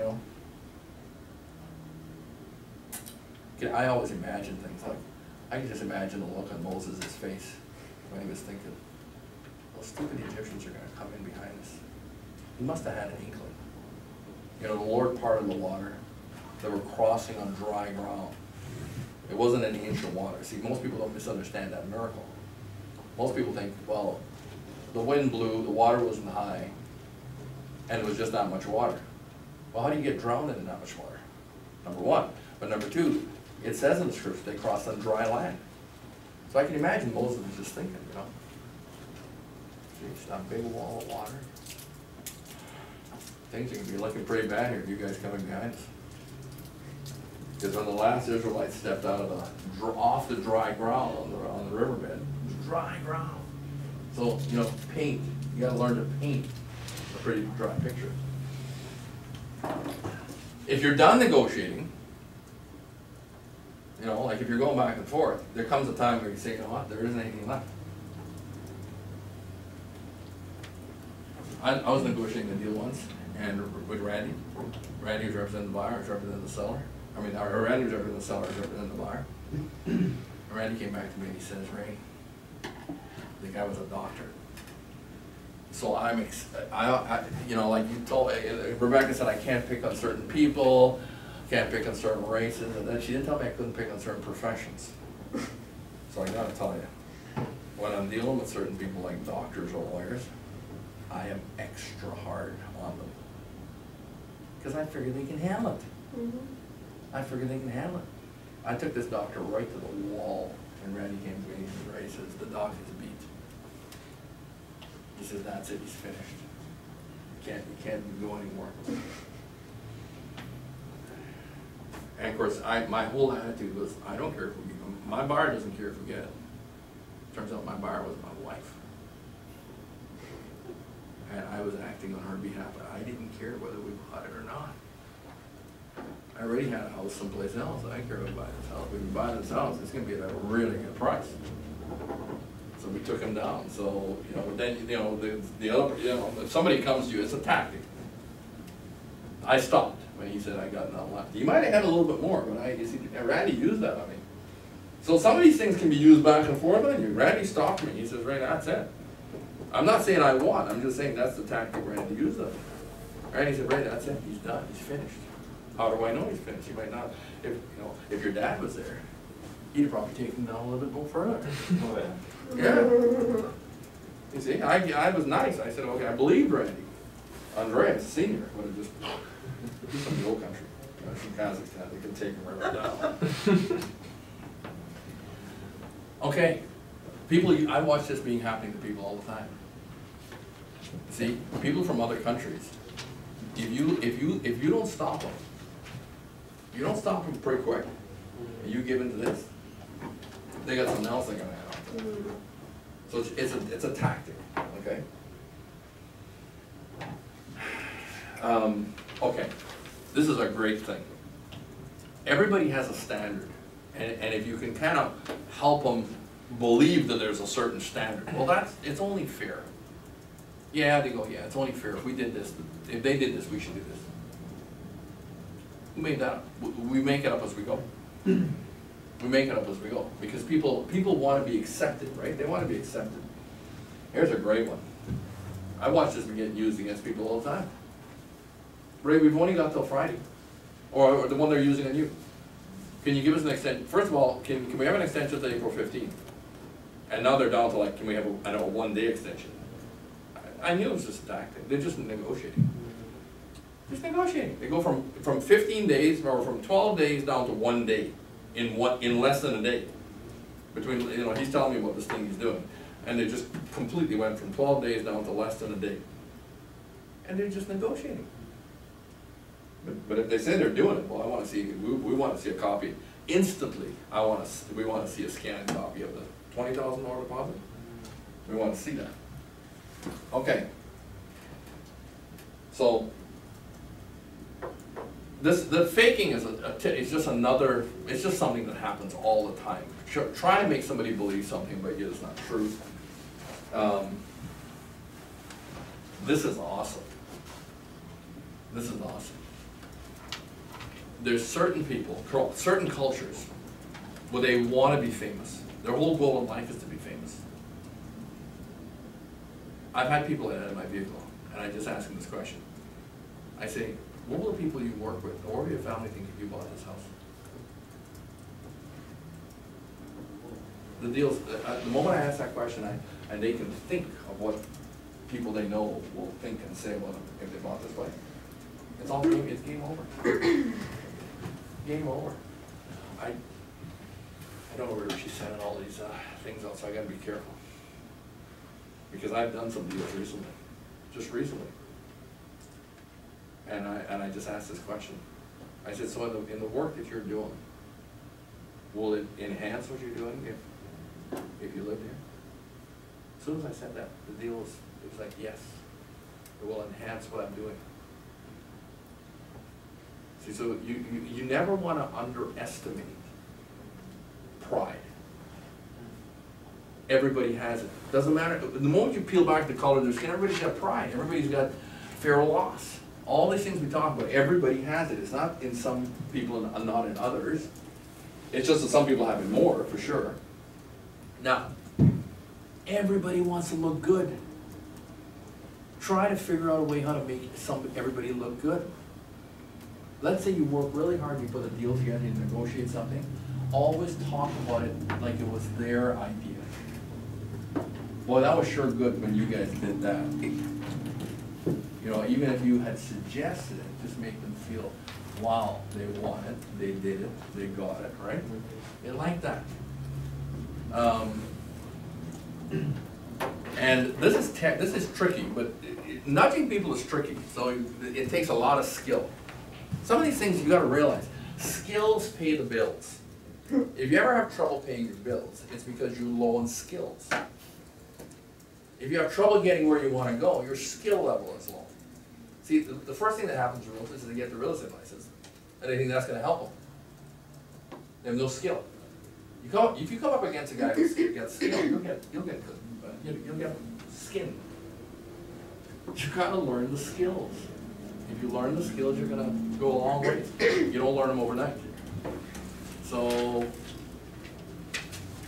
this is an old tactic, but you can go back and forth and help people understand somebody's good, somebody's bad. Try to be the good guy if you can. Sometimes you have to be the bad guy.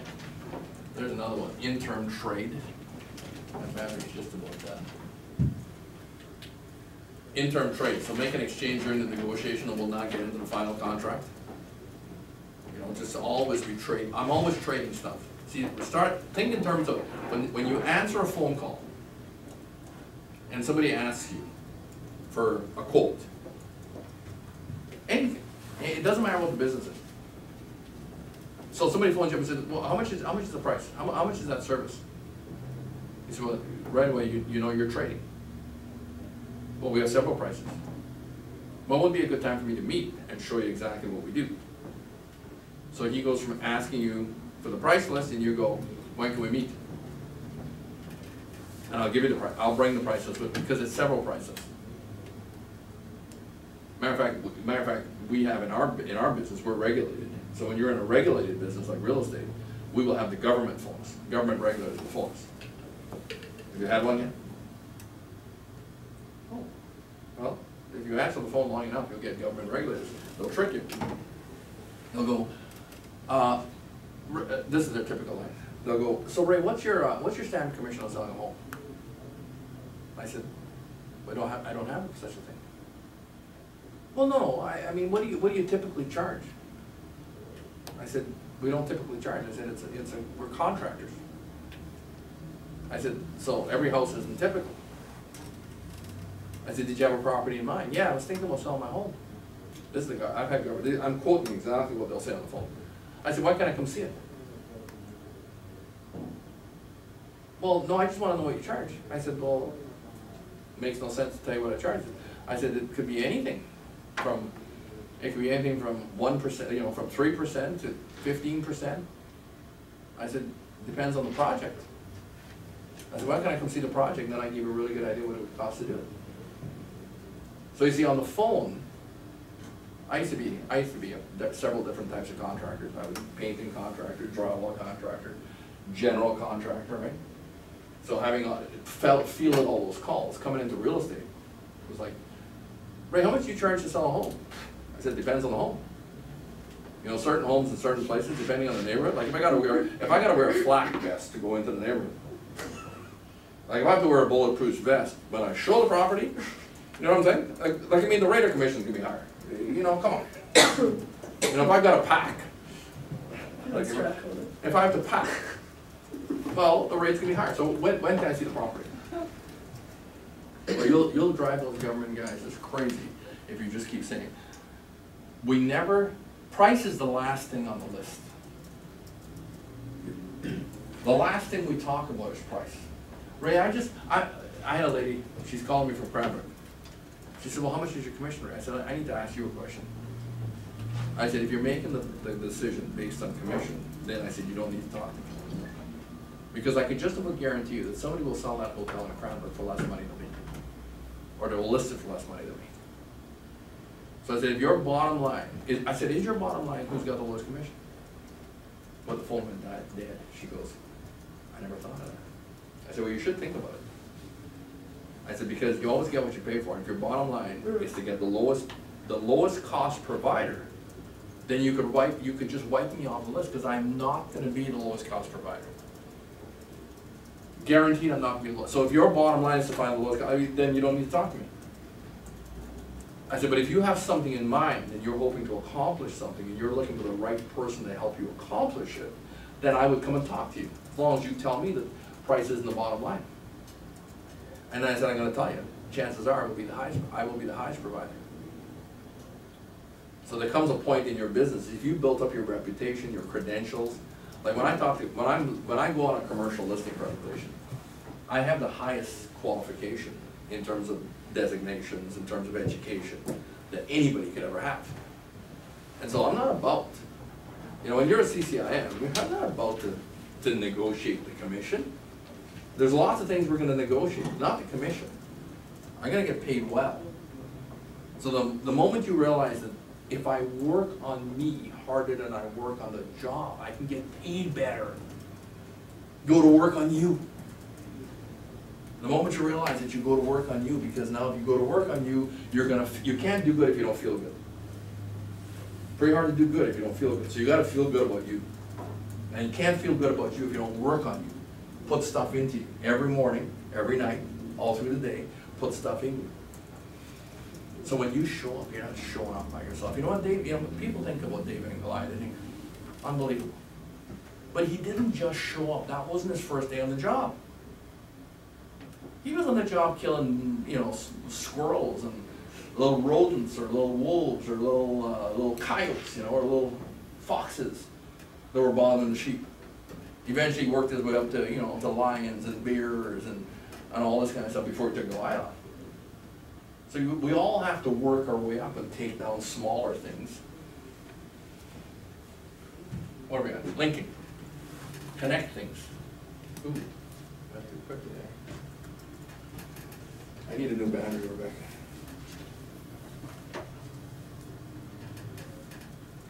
There we go. Connect belief and cost, strong and weak. Benefit and cost. Connect. And so the negotiating tactic is linking. Connect things. Somebody asks something, it's connected to something else. They say, Ray, how much is price? I said, price has got a direct correlation to the benefits. I said, it depends what the benefits you know, like for instance, if you don't want a lot of benefits, if you don't want nationwide advertising, you don't have to list with me. You can list with 1% or some no-name brand company. If you don't want to be known all over the, wherever to get the highest price, if you're not interested in the highest price, see? When you know what your benefit package is, that's what most people don't know. Sherry, in the early days, the thing you have to study is the benefit package. When you put the benefit package on the table, this is all the benefits that happen when you list with me. You'll take the listings away. It doesn't matter how new you are. The other people aren't going to come with benefits, they're going to come with price.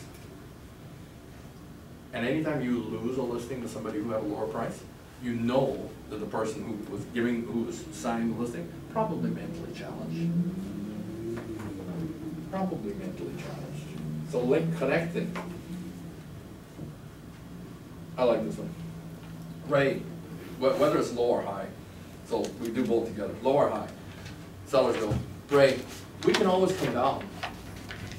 We want to list it up here, we can always come down. Don't they say that? Every time they say that to me, I go, folks, I gotta tell you something. I gotta ask you a question. I said, let's say we listed it up here. We don't get any offers. What are you gonna think about me? Well, that Ray's a hard-working guy. He's just awesome. Listed our house, what, 4 months ago?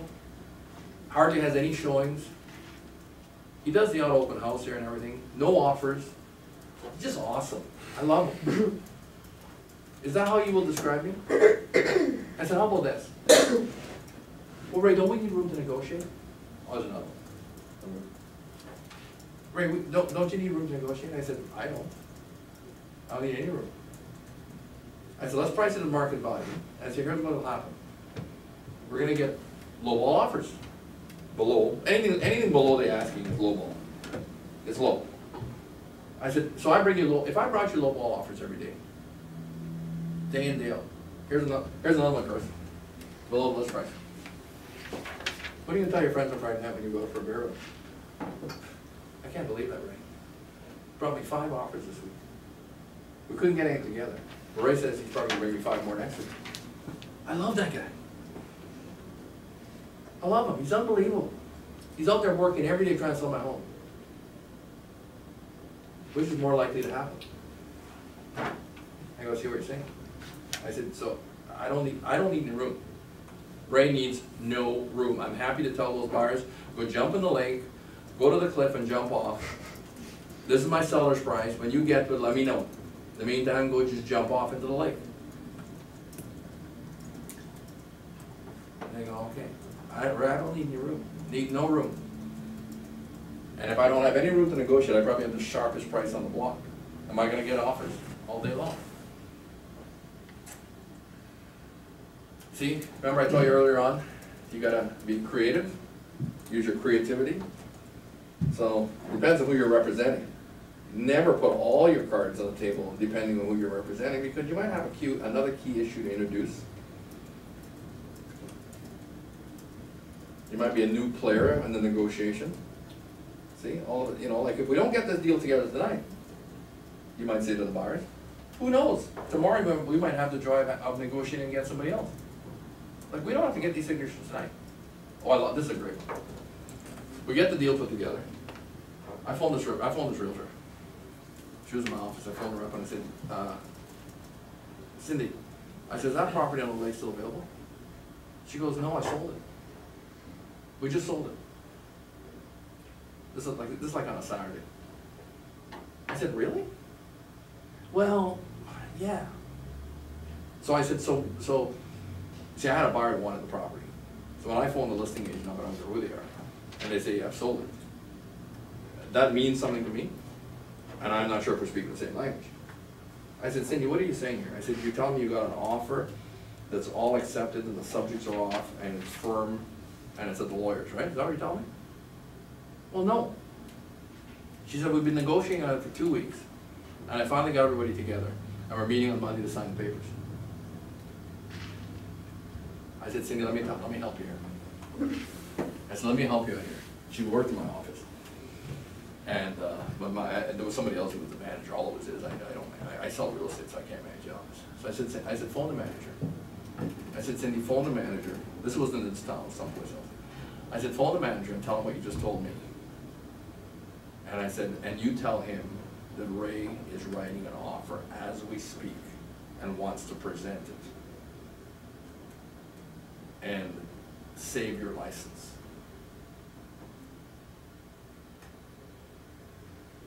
You see, when people say things like that are licensed people, you gotta call them on the carpet.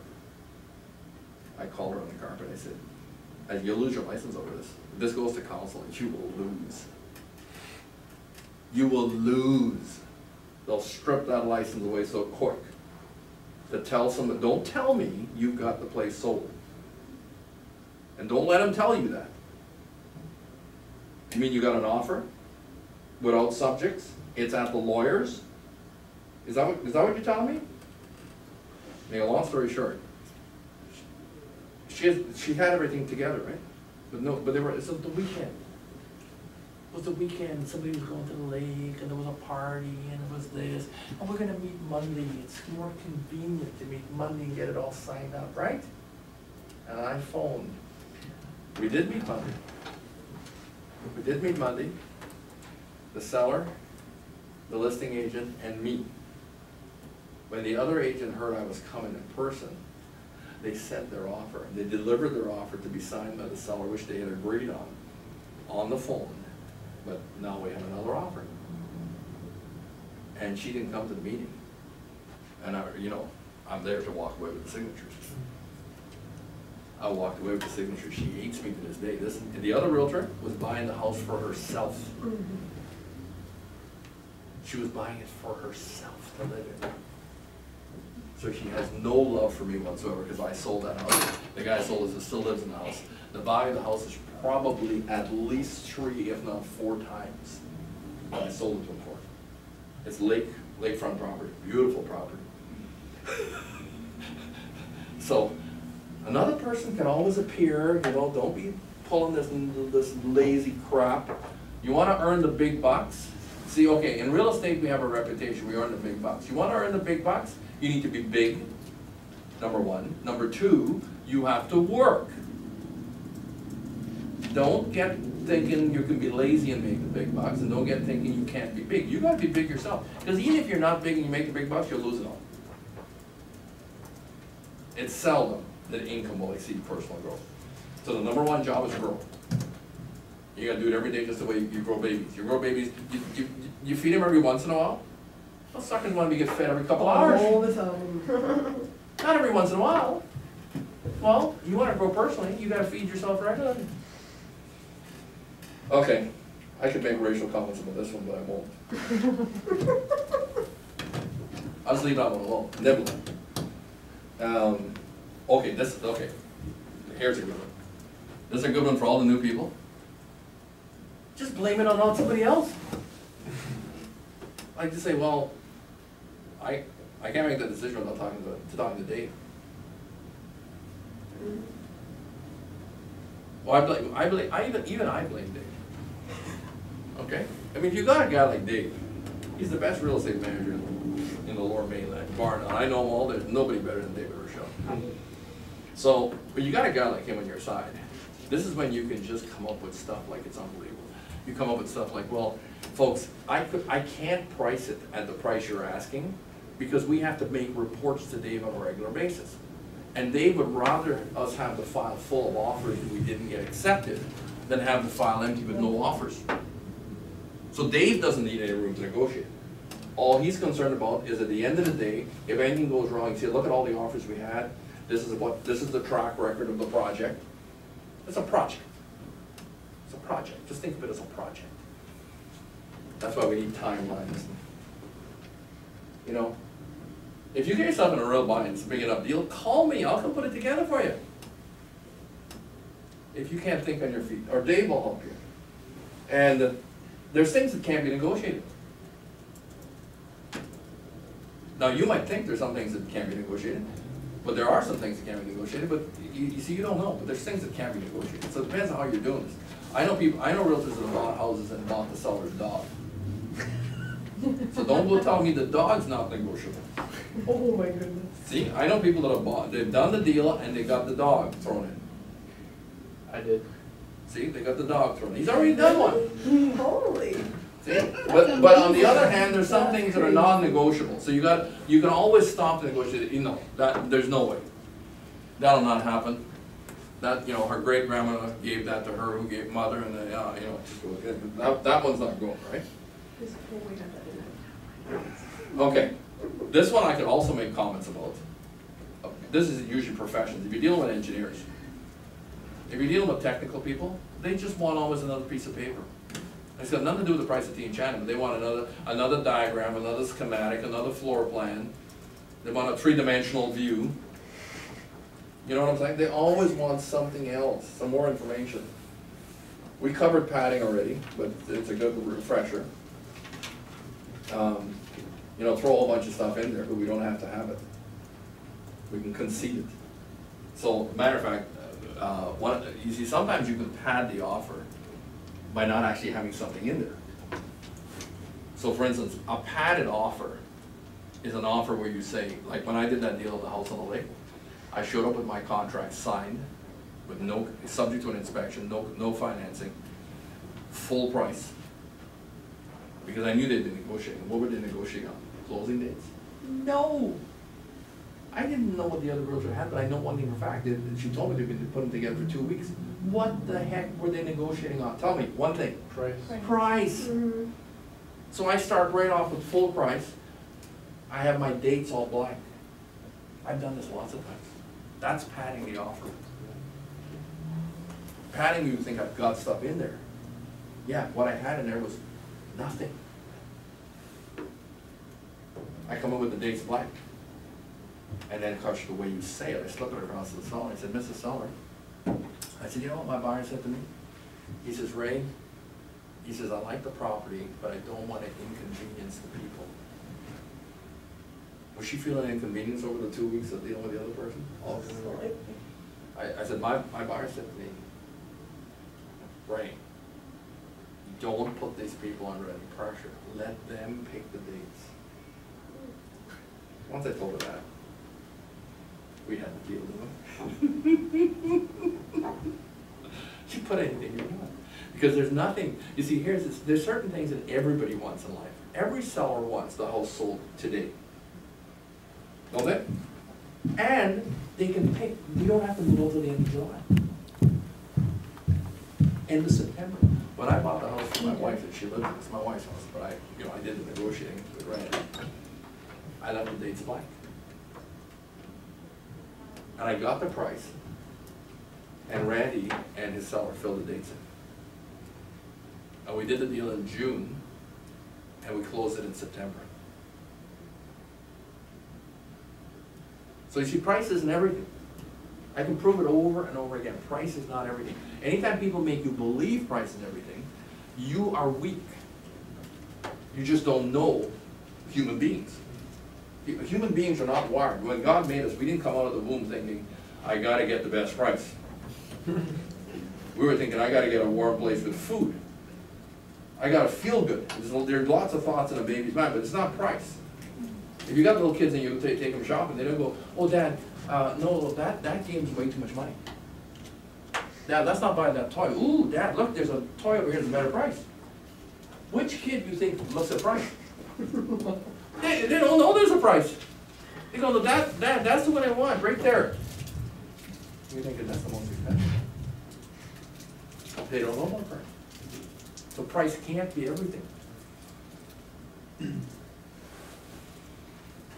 Oh yeah, learn to phase. Learn, don't throw all the bad stuff at them. Give them a little bit of bad stuff, a little bit of bad stuff, don't throw it all at them. So like for instance, I just did that this morning. Last night I sent an email and I said to the guys, look, I said, I can probably get you the price and I can get you the dates for the subject removal, but we're gonna have to give them some of the deposit unconditionally. We'll probably change the closing dates a little bit. I'll rewrite the contract. See, didn't tell them all the bad news, tell them mix it in, so phase it in, because they're only human, right? If you can get somebody on your side, that's awesome.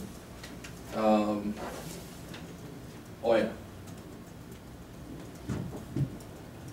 Just before you sign, or this will be used against you, sometimes people who just before they sign, this Chinese guy did this to one of the realtors in Surrey on night before last. His wife signed the contract. This is the house his wife wants. They looked at 14 homes. I mean, I think they found the house, right? They got number 2. The wife signs all the documents, everything. And he takes the pen and he does this. He goes, before I sign.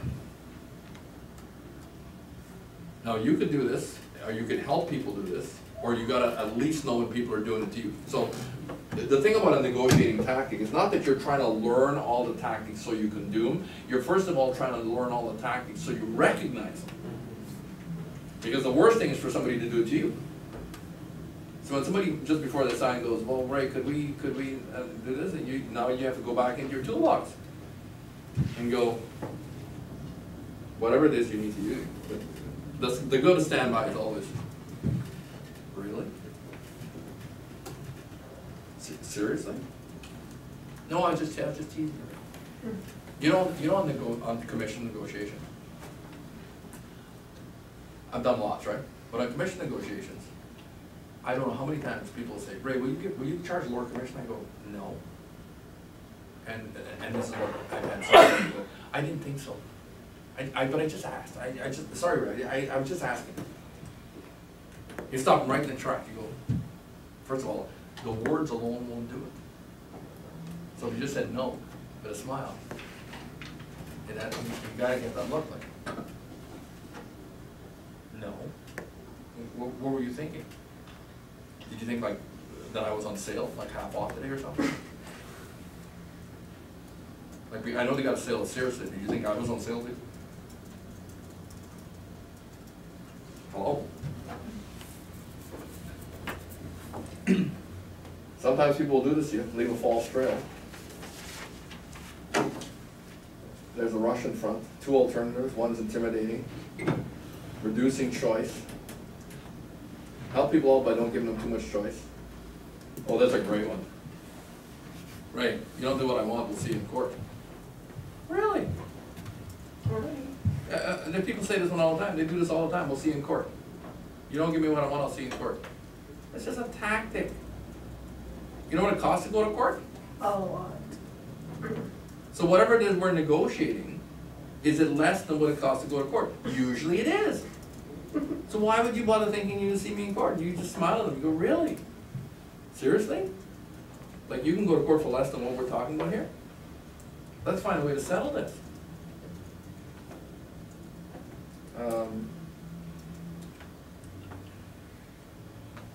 You know, people, these are threatening types of negotiations. We've talked about this slicing thing, you know, breaking things down into smaller pieces. And I thought we'd get to it. We're almost there. Let me just fly along here. Oh yeah, take it or leave it. Right, either take this thing or we're walking away. Really? Okay, well, you know, I'll convey that information to the people. It's just a negotiating tactic. Undiscussable. These are things that we can never ever discuss, really. Threaten extreme actions. Remember my widows and orphans?